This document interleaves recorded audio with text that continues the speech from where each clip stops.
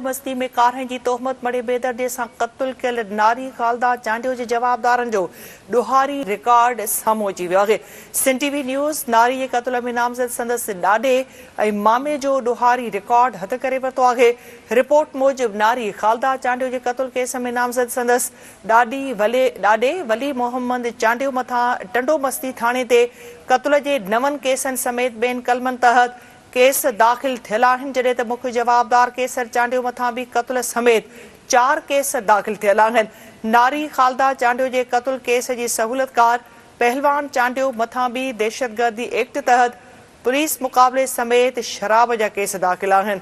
अहम ख़बर नाज़रीन अवां सां शेयर कयूं पिया। टंडो मस्ती में कारहं जी तोहमत मड़े बेदर्दे सां क़त्ल कयल नारी खालदा चांडियो जे जवाबदारनि जो ॾोहारी रिकॉर्ड साम्हूं अची वियो आहे। सिंध टीवी न्यूज़ नारी जे क़त्ल में नामज़द संदसि ॾाॾे ऐं मामे जो ॾोहारी रिकॉर्ड हथ करे वरितो आहे।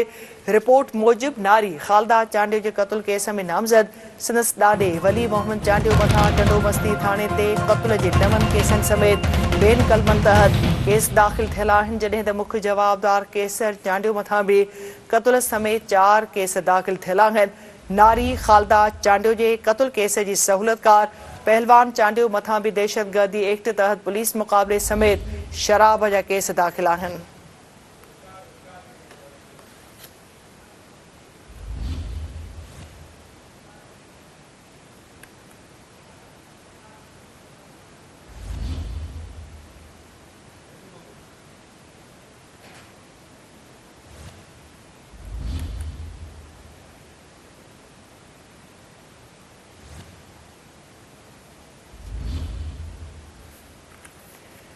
टंडो मस्ती में कारहं जी तोहमत मड़े बेदर्दी सां क़त्ल कयल नारी खालदा चांडियो जे जवाबदारनि जो ॾोहारी रिकॉर्ड साम्हूं अची वियो आहे। सिंध टीवी न्यूज़ नारी जे क़त्ल में नामज़द संदसि ॾाॾे ऐं मामे जो ॾोहारी रिकॉर्ड हथ करे वरितो आहे। रिपोर्ट मूजिबि नारी खालदा चांडियो जे क़त्ल केस में नामज़द संदसि ॾाॾे वली मोहम्मद चांडियो मथां टंडो मस्ती थाणे ते क़त्ल जे 9 केसनि समेत ॿियनि कलमनि तहत केस दाख़िल थियल आहिनि, जंहिं त मुख्य जवाबदार केसर चांडियो मथां बि क़त्ल समेत 4 केस दाख़िल थियल आहिनि।